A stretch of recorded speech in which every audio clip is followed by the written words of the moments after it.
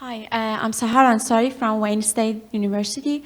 My question is that I understood that for each master regulator that you find, you do a biological experiment to validate them.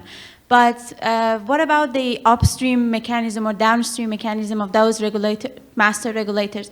How do you validate them, or node by node? Or thank you. That's a great question. So there's a number of different ways we can validate them. For instance, I'll give you an example.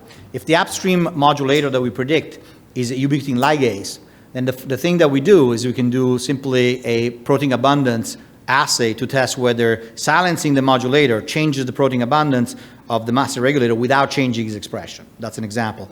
Otherwise, what we typically do is we measure the actual activity of the master regulator based on the expression of its targets, and when we silence or modulate the upstream modulator, we check whether that activity changes substantially. Wonderful talk, Andrea. I had a question. So some people talk about the cancer cell rewiring and changing its network a lot. And when you think about applying your methods to a single patient, is there a way you can give a confidence score, say we can explain this much about the data for that patient, and we're missing this much, and it suggests that there is rewiring, or are our models good enough that we don't have to worry about that? I think you raise a really critical point, Stuart. So the reality is that tumors are comprised of an incredible collection of different cells. It's not just tumor cells, it's regulatory T cells, et cetera. Each one of them has its own regulatory model. Most prostate cancer, the aggressive ones, actually reprogram towards a very neuroendocrine type phenotypes when they are treated with enzalutamide, for instance. And they literally change epigenetically their state. As Joe Gray has shown, if you treat with estrogen receptor inhibitors, luminal cells, they can reprogram themselves in a transitory way along a basal lineage, and they become resistant for a small period of time. Then they go back.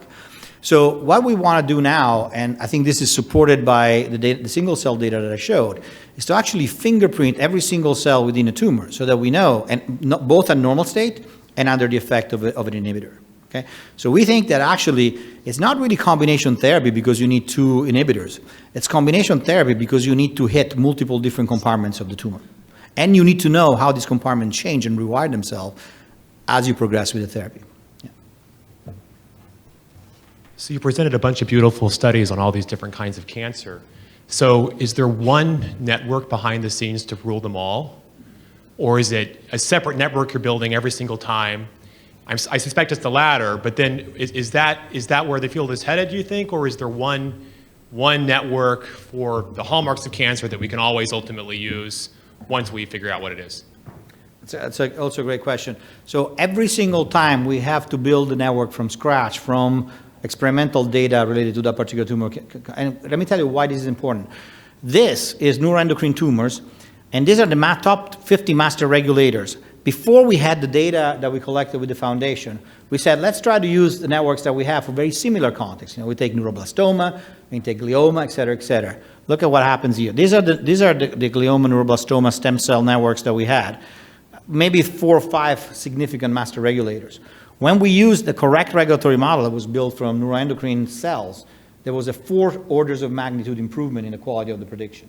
Okay, it's not a small effect. So actually, this is very important because we can now use, we call it tumor fingerprinting. We can actually use the network as the best reporter of the specific lineage or aberrant lineage of a particular, or even a single cell. So when we go into a mixture of multiple cells from a tumor, we can say, oh, this cell is a Treg, and this cell is a B cell, and this cell is a tumor cell, because they are matched by the corresponding network. And we have about 30 or 40 networks now that are totally tissue specific. Thank you, Andrea. Again,